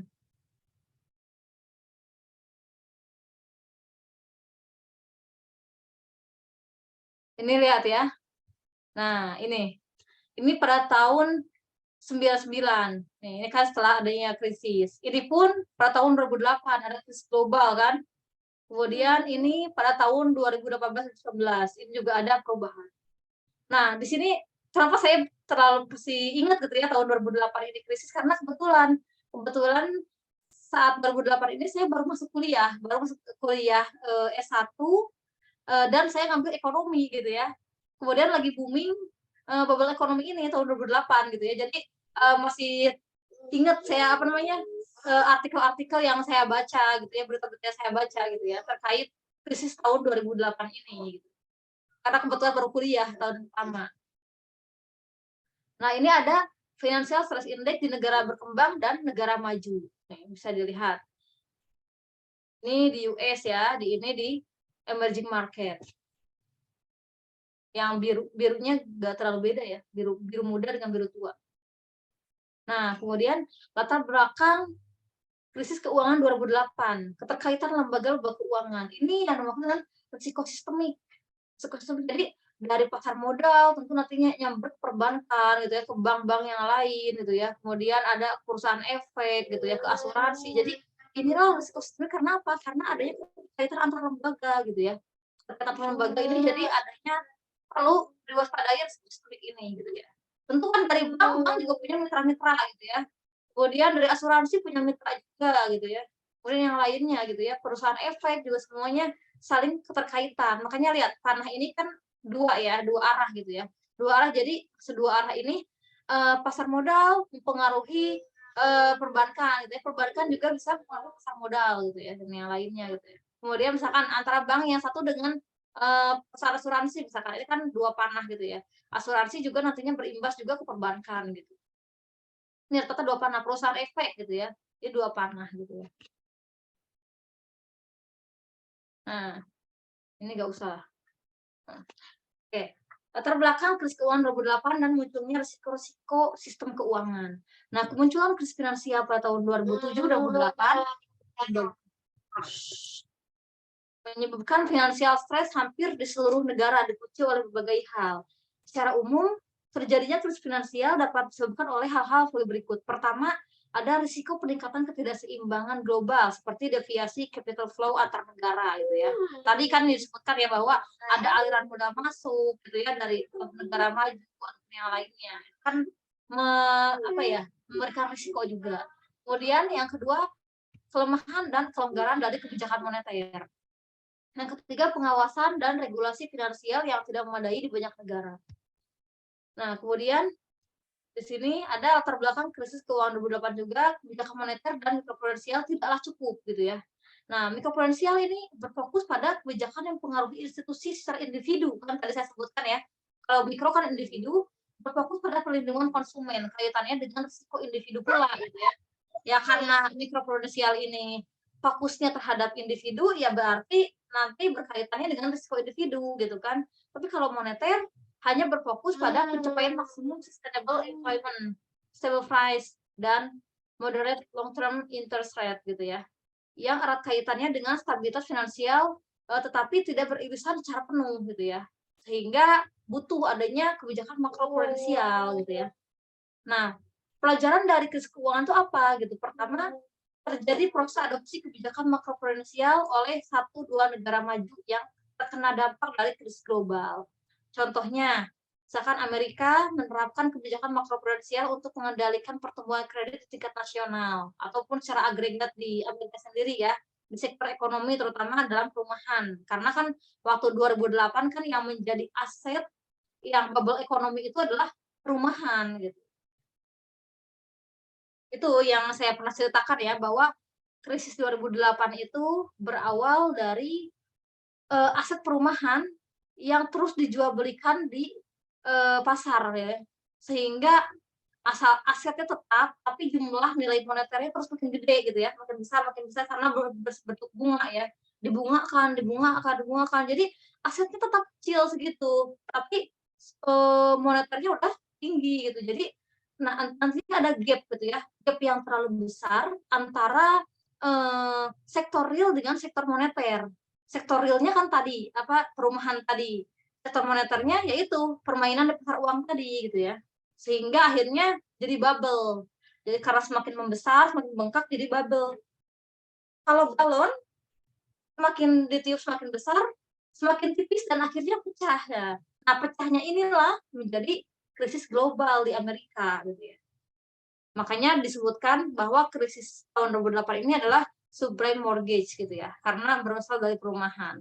Tapi ya karena Amerika ini merupakan negara adik kuasa gitu ya, jadi dan banyak mitranya gitu ya di dunia, jadi banyak negara yang terimbas gitu ya, dari kejadian tersebut gitu ya. Termasuk IHSG di Indonesia. Nah, kemudian contohnya Cina memperkenalkan kerangka kerja macroprudential assessment atau MPA pada 1 Januari 2016. Sistem MPA ini merupakan kerangka kerja yang mengkombinasikan perspektif makroprudensial dan standar mikroprudensial. Nah, ini tadi saya jelaskan di awal ya, tentang stabilitas keuangan. Berarti pada intinya, suatu sistem keuangan itu dikatakan stabil ketika dia itu dapat bertahan dari guncangan yang masuk gitu ya, dan dia masih tetap bisa memberikan kelancaran dalam pembayaran, itu dikatakan stabil ya sebenarnya. Nah, kemampuan sistem untuk memfasilitasi alokasi sumber daya ekonomi secara efisien dan memfasilitasi aktivitas ekonomi yang lain, pertumbuhan ekonomi dan akumulasi secara aset secara efektif. Nah, secara khusus sistem keuangan mampu pertama melakukan fungsi intermediasi, kedua manajemen risiko, dan yang ketiga menyelenggarakan pembayaran. Nah, ketika 3 fungsi ini bisa ini gitu ya, bisa berjalan dengan baik, maka sistem keuangan itu stabil gitu ya. Apa dari intermediasi kan, banyak kan lembaga-lembaga intermediasi seperti perbankan pun fungsi utamanya intermediasi kan, ataupun lembaga yang bukan non-bank, yang bukan bank gitu ya, yang non-bank itu juga sama melakukan fungsi intermediasi.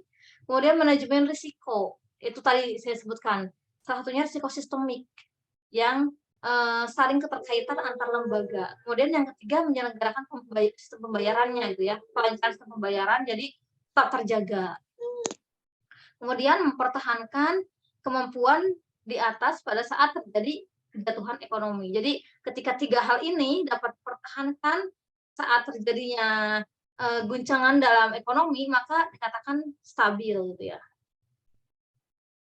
Nah, ini bisa lihat ya. Tahun 2008-2009 Financial Condition Index-nya di Amerika sangat goncang gitu ya.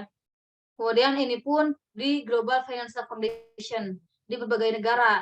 Ini digambarkan di US, China, kemudian di daerah-daerah Euro dan negara emerging market yang lainnya. Ini buat teman-teman lihat ya. Hampir rata-rata semuanya berubah gitu ya. Nah, tadi ini sudah saya jelaskan juga di awal ya, bahwa kebijakan untuk mencapai stabilitas sistem keuangan itu bukan hanya dari sistem moneter saja gitu ya, tapi kita bisa lihat dari mikroprudensial gitu ya, yaitu kebijakan yang fokus pada setiap individu lembaga keuangan gitu ya, secara individu. Kemudian makroprudensial, kalau ini lebih pada secara menyeluruh, secara semua ketika berbicara industri gitu ya, industri keuangan gitu ya, ataupun sistem keuangan secara nasional itu makro. Kemudian moneter ya, ini sudah kita tahu ya bahwa moneter ini menjaga stabilitas jumlah uang yang beredar, kemudian tingkat inflasi dan yang lainnya. Kemudian kebijakan fiskal. Kebijakan fiskal ini juga dibutuhkan karena kebijakan fiskal juga bisa ini ya, bisa salah satunya melalui misalkan pengaturan APBN ya, APBN. Jadi kan dengan adanya pengaturan APBN itu bisa dikelola gitu ya, dikelola arus masuk dan keluarnya dana gitu ya. Kemudian ada kontrol. Dan selanjutnya ada infrastruktur sistem keuangan. Makanya kenapa deh? Nah, ada infrastruktur sistem keuangan. Ini nanti bolehlah kapan-kapan nanti saya perlihatkan ya infrastruktur dari sistem keuangan di Indonesia. Nah, ini indikator dari stabilitas sistem keuangan. Jadi banyak ya indikatornya ya, ada Financial System Stability Index ya. Nah, di sini Bank Indonesia kalau teman-teman mau lihat boleh ya, ini ada grafiknya, datanya ada di website Bank Indonesia ya. Di situ ada indeks stabilitas sistem keuangan atau ISSK.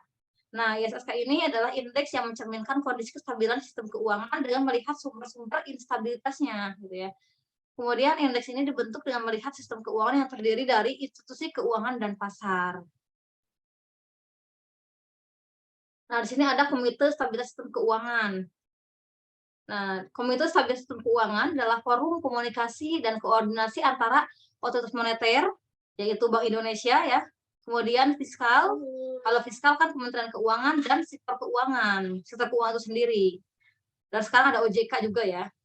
Kemudian selanjutnya komunikasi dan koordinasi ini penting untuk mengidentifikasi dan mengukur risiko sistemik yang tadi saya sebutkan.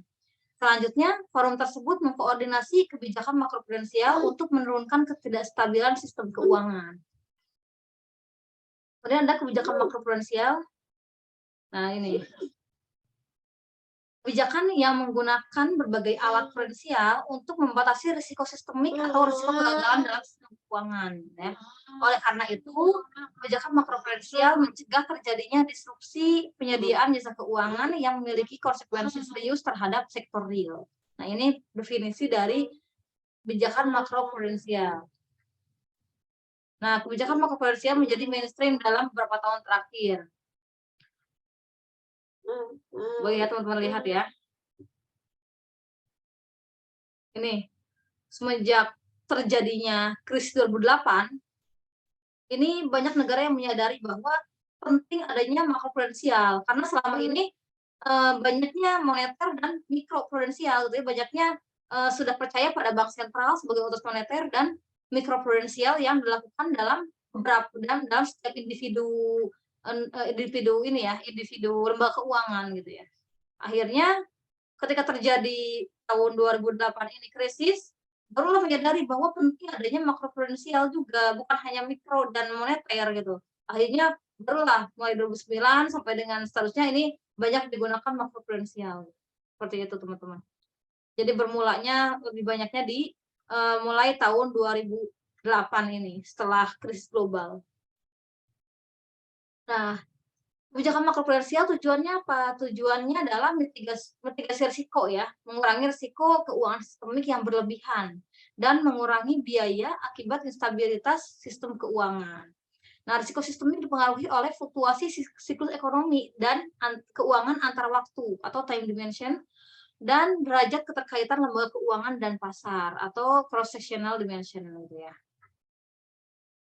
Kemudian ada juga yang menyebutkan menciptakan jaring pengaman sehingga bank tidak mengalami kerugian besar saat perekonomian melemah gitu ya. Jadi supaya ada pengaman lah ya, sehingga bank ini tidak langsung ketika ada guncangan dalam ekonomi bank langsung terpengaruh gitu ya, langsung ikut menurun juga gitu. Nah, kemudian membatasi terbentuknya ketidakseimbangan keuangan. Nah, lingkup kebijakan makroprudensial itu adalah sistem keuangan secara keseluruhan ya, karena makro. Nah, sistem yang menyeluruh termasuk interaksi antar sektor keuangan dan sektor real. Jadi, gimana supaya sektor real dan sektor moneter ini tidak jauh berbeda gitu ya. Karena kalau misalkan ada gap, ya itu nantinya bisa mengakibatkan krisis juga gitu ya. Jadi harusnya real dan moneter itu seiring gitu ya. Coba inflasi juga terjadi kan karena real dan moneter ini ada gap gitu ya. Jadi inflasi juga gitu ya, krisis dan yang lainnya gitu. Jadi seharusnya sektor real dan sektor moneter ini harus selalu searah gitu. Nah, makanya kalau dalam ekonomi syariah itu ada yang namanya zakat gitu ya. Makanya zakat dijadikan salah satu rukun Islam ya kalau dalam ekonomi syariah ya. Karena dengan zakat itu kan salah satunya adalah pemerataan ekonomi juga gitu ya. Dan selain itu pun itu bisa menjadi instrumen untuk menyeimbangkan antara sektor real dan sektor moneter gitu. Kemudian ada lingkup kebijakan makroprudensial tidak fokus pada komponen individu. Karena kalau individu kan tadi pada mikroprudensial ya. Kalau makro ini tidak fokus pada individu saja, tapi dia secara menyeluruh gitu ya. Ada video.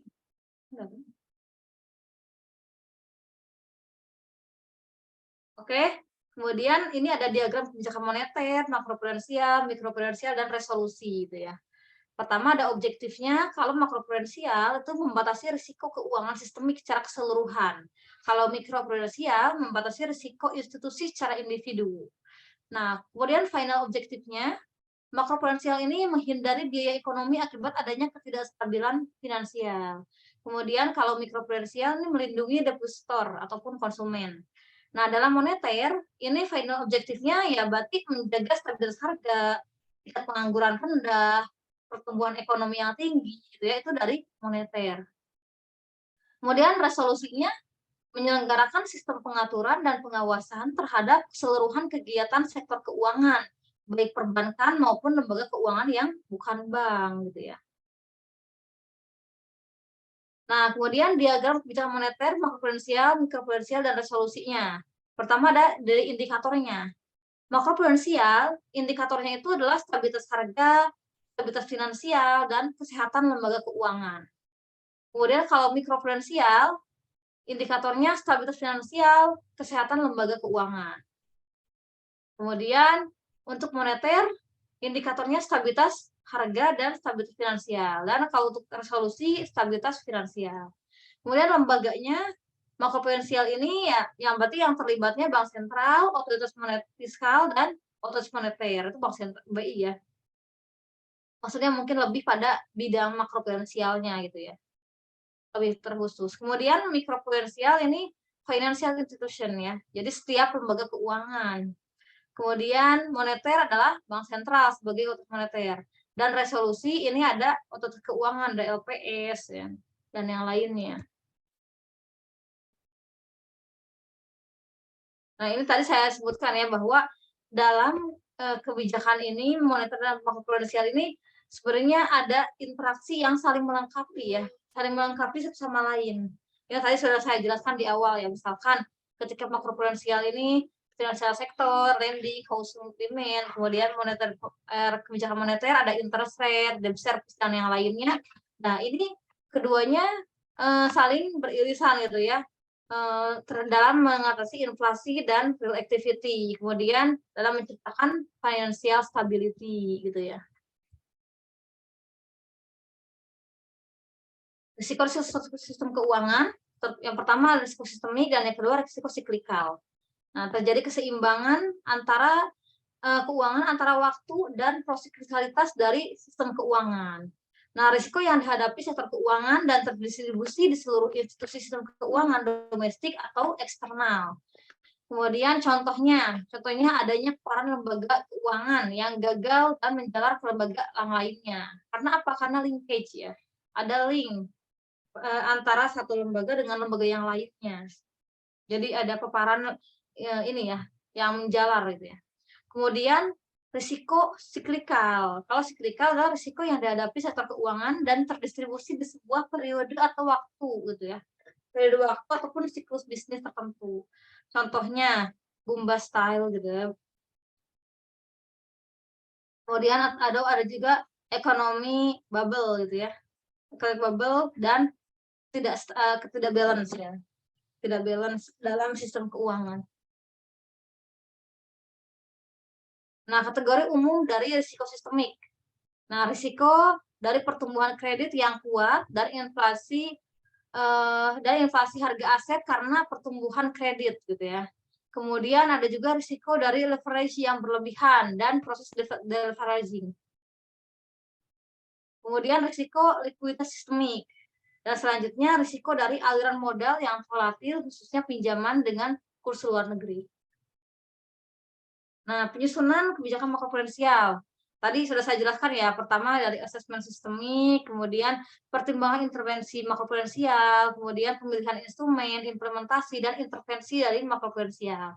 Pertama dari asesmen dulu. Kita pasti dalam hal pun juga asesmen risiko dulu ya. Asesmen risiko sistemik. Pertama, apakah tingkat utangnya berlebihan atau tidak gitu ya. Kemudian apakah harga aset terevaluasi lebih tinggi atau tidak, dan yang ketiga apakah standar pinjaman menurun atau tidak. Itu jadi ada asesmen terlebih dahulu. Kemudian ada pertimbangan intervensi dari makroprudensial ini. Apakah kasusnya isu makroprudensial atau bukan. Jadi apakah ini lingkupnya harus ditangani makroprudensial atau belum gitu ya. Kemudian apakah manfaat dari intervensi lebih tinggi dari biayanya gitu ya. Jadi ada pertimbangan terlebih dahulu apakah perlu diadakan makroprudensial atau tidak gitu. Kemudian ada pemilihan instrumen. Nah, apakah tujuan dan target intervensi? Jadi kalau misalkan setelah adanya pertimbangan terus misalkan memang perlu adanya makroprudensial ini gitu ya, maka dipilih instrumennya sesuai dengan tujuan yang akan dicapai.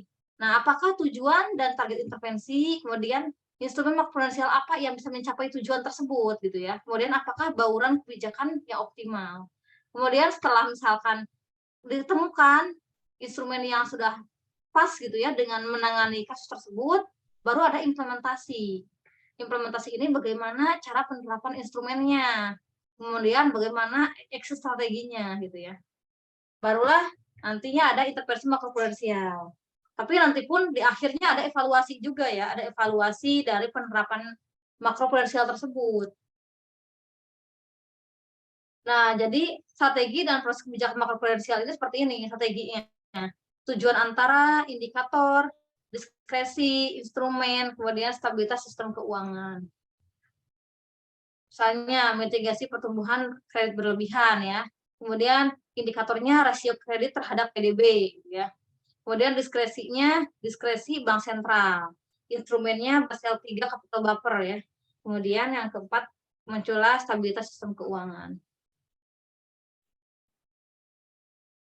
Nah, kalau misalkan kita buat lingkaran seperti ini ya, dimulainya dari sini.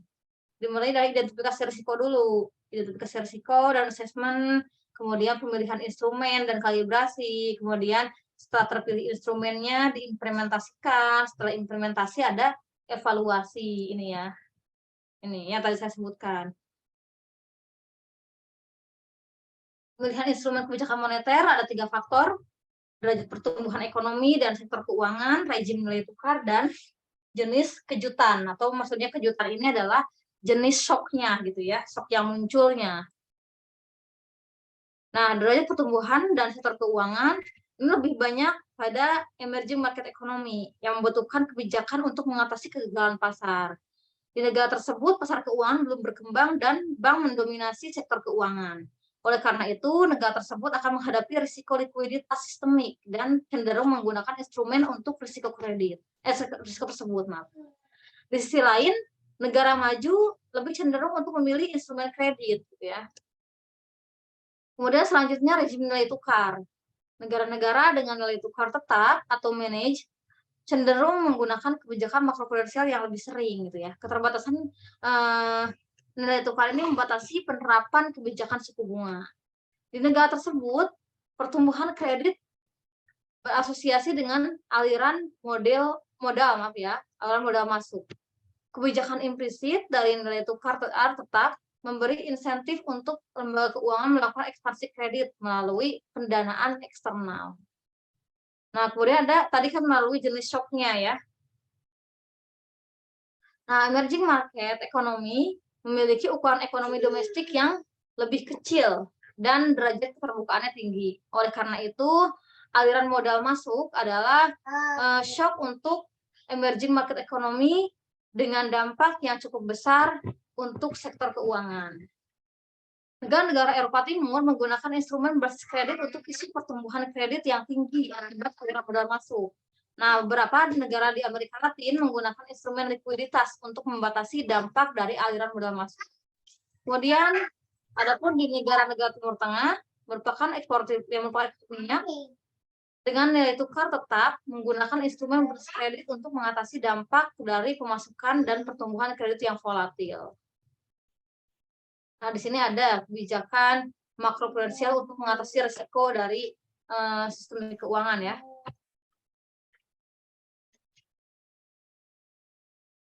Instrumennya ada manajemen risiko. Manajemen risiko ini dari lembaga keuangan dan otoritas pengawasan. Berarti indikatornya kalau lembaga keuangan ini pengukuran risiko yang terkalibrasi selama siklus bisnis. Tapi kalau bagi otoritas pengawasan, ini penerapan cyclical conditionally dalam mengklasifikasikan pengawasan perusahaan, pengukuran kerentanan sistemik sebagai dasar untuk kalibrasi instrumen prudensial, dan penerapan komunikasi kerentanan sistemik, penerapan stress test. Kemudian ada instrumen laporan keuangan. Nah, ada standar akuntansi, kemudian filter prudensialnya, kemudian publicity-nya. Dari standar akuntansi, itu indikatornya adalah pengurangan penggunaan standar akuntansi yang prosiklikal. Kemudian dari filter prudensial ini, penyesuaian data akuntansi untuk mengkalibrasi instrumen prudensial, normalisasi atau moderasi ukuran makroprudensial menggunakan metode moving average. Kemudian ada publicity, ini pengungkapan berbagai jenis risiko. Nah, ini kebijakan makroprudensial untuk mengatasi risiko-risiko sistem keuangan. Oke, teman-teman baca ya nantinya dari segi pemodalan regulatornya gimana, dari segi pembiayaan likuiditasnya gimana gitu ya, perjanjian jaminan, batas konsentrasi risiko, dan sistem remunerasi. Ini penggunaan salah satu contoh penggunaan dari ini ya, makroprudensial LTV dan DTI gitu ya. Di Cina, Hong Kong, Singapura, dan Korea. Nah, LTV dan DTI ini gitu ya, adalah alat kebijakan untuk merespon volatilitas harga rumah sejak krisis keuangan global.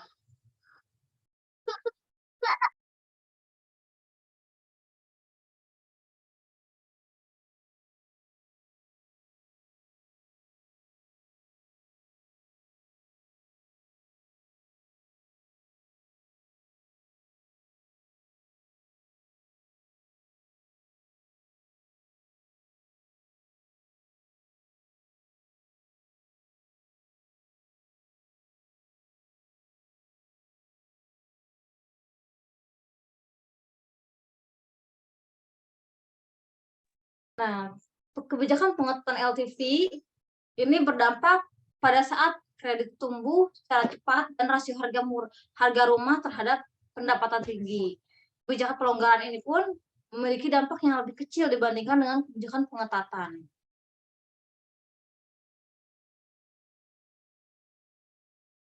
Nah, kemudian tadi sudah dijelaskan ya oleh teman-teman yang presentasi terkait keunggulan dari kebijakan makroprudensial ya.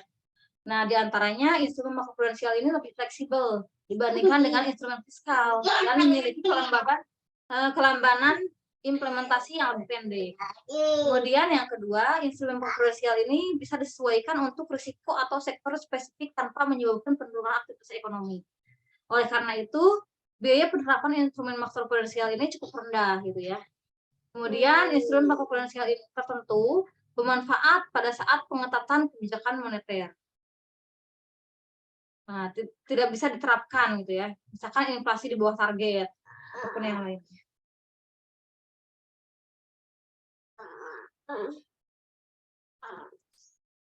Nah, baik ini studi empirisnya.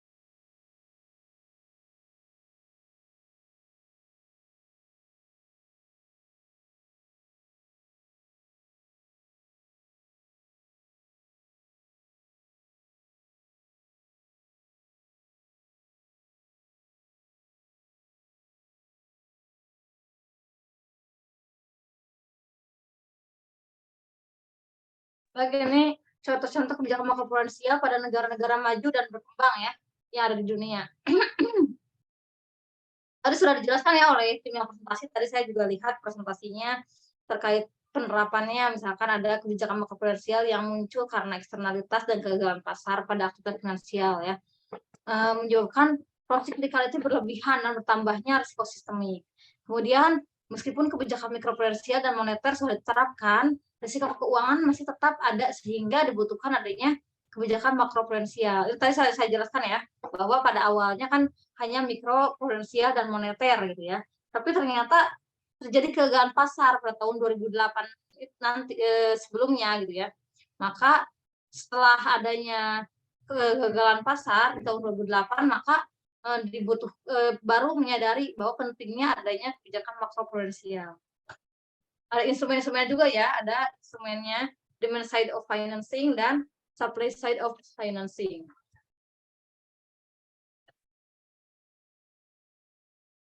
Ini masih banyak, nanti akan saya share PPT ini ke teman-teman supaya teman-teman nanti bisa mulai mengerjakan tugas gitu ya. Secara berkelompok diskusi. Penelitian ini mempelajari hubungan penggunaan kebijakan makroprudensial dengan pertumbuhan pada pasar kredit dan perumahan untuk menganalisis efektivitas kebijakan makroprudensial dalam meredam siklus keuangan. Nah, data 12 kebijakan makroprudensial di 119 negara pada tahun 2000 sampai dengan 2013 yang bersumber dari IMF. Nah, di sini ya, ini ada beberapa contoh-contohnya gitu ya. Contoh dari kebijakan makroprudensial dari LTV, DTI dan yang lainnya.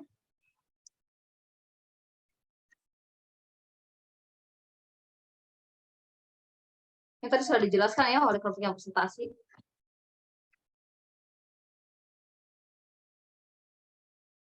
Baik teman-teman, karena tadi sebagian juga udah dijelaskan oleh tim yang presentasi. Sekarang pukul 10, sisanya waktu 50 menit, saya berikan waktu teman-teman untuk kerja kelompok ya, 50 menitnya. Sampai di sini ada yang tanyakan terlebih dahulu? Nanti saya share PT-nya.